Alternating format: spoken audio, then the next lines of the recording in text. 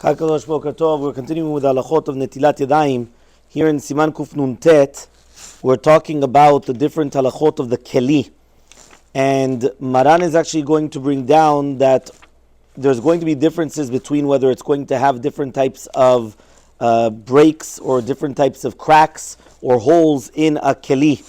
And he comes and he says over here, right, when we're talking about different halachot, I don't want to go into all the differences because obviously there's going to be differences in the different kelim, but I will bring down as follows. A kankan that has a petach milmala, which means let's say you have a jug, and on the top you have the spout of the jug, shubolet me'al tzfat hakli v'hu gavoa mitzfat hakli, and it's higher up, which means that the spout is actually sticking up, protruding from the top.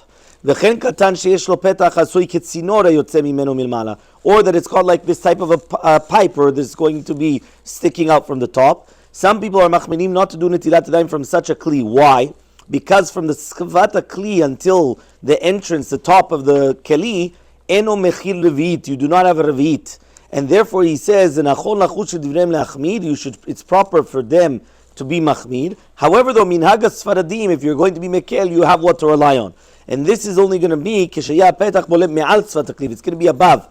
But if it's going to be equal, for sure you could take that lechatechila, which means sometimes you have these jugs where the spout is not above, right? It's actually equal, meaning that if you actually take some of them, they come and the spout is sticking up a little bit on the top. So therefore, when it's sticking up a little bit on the top, he says here yesh machminim. But for minhagas faradim, if you want to be lenient, you could be lenient and you could actually use that spout to do netilat yadayim. However, though, if it's going to be equal, so then for sure there's no problem whatsoever. You're allowed to do netilat yadayim even lechatechila from such a utensil. He says, however, though, what happens if the petach is namuch misvat hakli?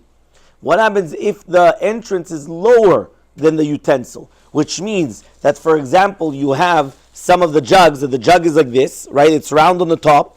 But then the spout over here is lower down, meaning the spout starts lower down and it goes up, right? And then you're coming and you're pouring. But the spout itself, over here on this part of the spout, it's lower down inside the utensil.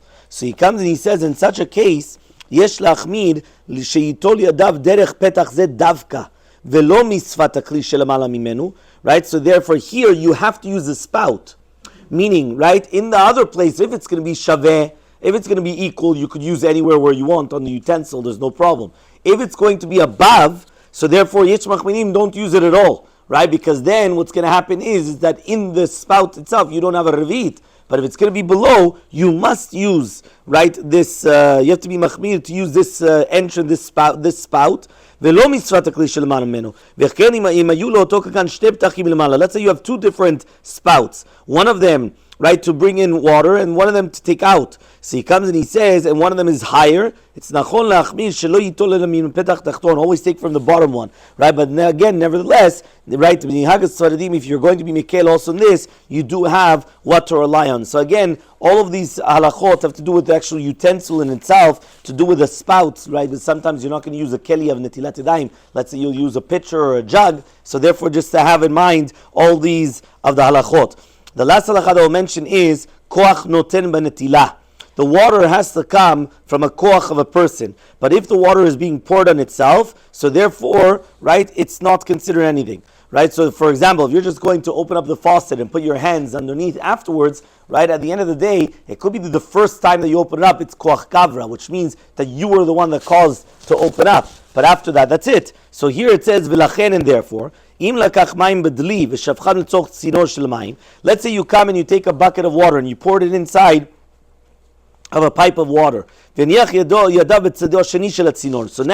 the water is coming and it's going down this pipe, and you put your hands at the end of the pipe at the end. So he comes in order that the water should come. You didn't do netilat yadayim because these water did not come from your force, right? Because since you already finished pouring it, it's not connected anymore. It's not koach kavra. It's not that it came from you. Now it's just coming down the slope, or it's coming down this pipe, and therefore it's not yours. So if you put your hands close to shfichat mayim al talan netilah, but then it's considered that it did come from koach kavra. V'hainu lafilu lo hiniach yadav Tachat b'makom shfichad mamash, even if you didn't put a mamash right there, but rather close by, it's already considered, right, that you did that. So obviously we're going to have to speak about, okay, fine, so what happens now if it's going to be underneath the faucets or not underneath the faucet? What is exactly considered, right, the halacha or not the halacha? But that Bezrat Hashem will continue speaking about, which is basically going to be the importance of having koach kavra, that we need to have, that you are the one that you're putting your input in order to do Netilat Yadayim, and therefore if you don't do that, you're not going to be sechovas. So therefore, that's why it's going to be very important, these halachot.